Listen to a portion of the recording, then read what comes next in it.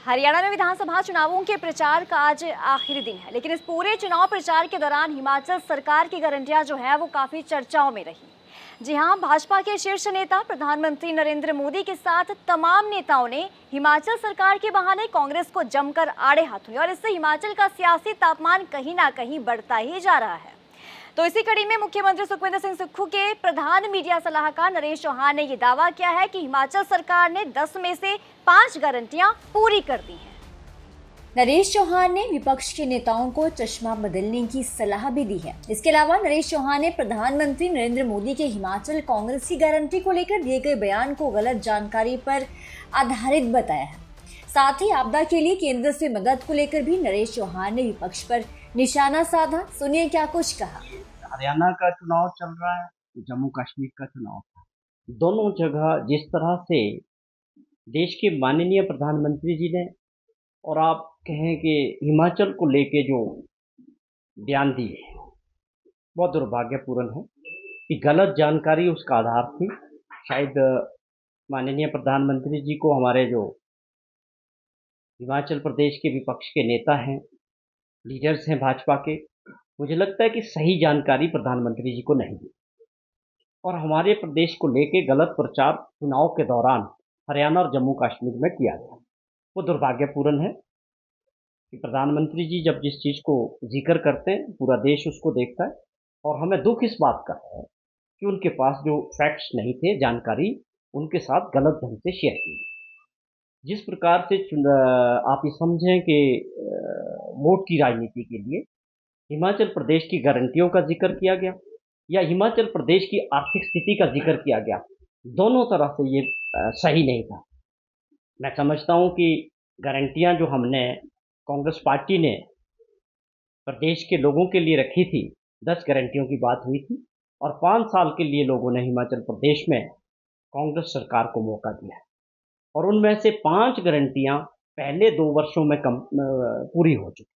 ये अपने आप में मैं समझता हूँ बहुत बड़ी उपलब्धि थी।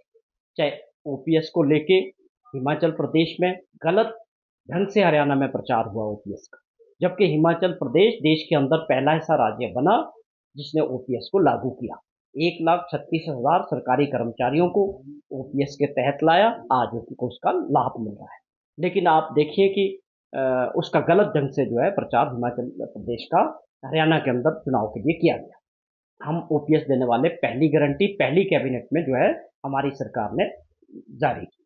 उसके अलावा हमने दूसरी गारंटी में रखा था कि जैसे ही सरकार बनेगी उसके बाद जो हमारे स्कूल है उसमें मीडियम इंग्लिश जो है पहली कक्षा से शुरू करेंगे और उसके लिए हमने पहले कुछ सोचा था कि एक विधानसभा क्षेत्र में जो है 5 स्कूलों को लागू करेंगे, लेकिन हमारी सरकार ने माननीय मुख्यमंत्री जी ने जितने भी स्कूल थे हिमाचल प्रदेश में सब में ये पहले वर्ष में ही लागू कर दिया। और आप समझे कि महिला सम्मान निधि, जो इंदिरा गांधी महिला सम्मान निधि की योजना 1,500 रुपया महीने के हिसाब से महिलाओं को हमने जो देना था वो योजना हमने शुरू की। उसमें तकरीबन 2.5 लाख ऐसी महिलाएं थी जिनको 1,100 रुपया पहले मिलता था, उसको 1,500 रुपया मिलना शुरू हुआ और उसके अलावा 50,000 के करीब और महिलाओं को 1,500 रुपये के हिसाब से ये गारंटी योजना शुरू की गई और राजीव गांधी स्वरोजगार योजना को शुरू किया, जिसमें बहुत सारे बच्चों ने जो है कि किस तरह रोजगार करेंगे, इलेक्ट्रिक वाहन के लिए अप्लाई किया है, उनको सब्सिडी दे रहे हैं या साथ में एनवायरनमेंट भी बचेगा। कहने का मतलब है हमारे 2 साल के कार्यकाल में 5 गारंटियों को पूरे करने वाली ये सरकार बनी। और जहाँ तक हमारी आर्थिक स्थिति को लेकर चर्चाएं की गई चुनाव में, वो एक गलत प्रचार था। जब हमारी सरकार बनी हिमाचल प्रदेश में 75,000 करोड़ रुपए का कर्जा और 10,000 करोड़ रुपए की सरकारी कर्मचारियों और पेंशनर्स की लाइबिलिटीज पिछली सरकार जो भाजपा की थी छोड़ के गई। लेकिन उसके बाद हमारी सरकार ने और माननीय मुख्यमंत्री जी ने एक बात तय की कि हमें ऐसे फैसले लेने हैं कि व्यवस्था में परिवर्तन करना बहुत ज़रूरी है और साथ में अपनी अर्थव्यवस्था को मजबूत करने के लिए बड़े कदम उठाने की आवश्यकता है।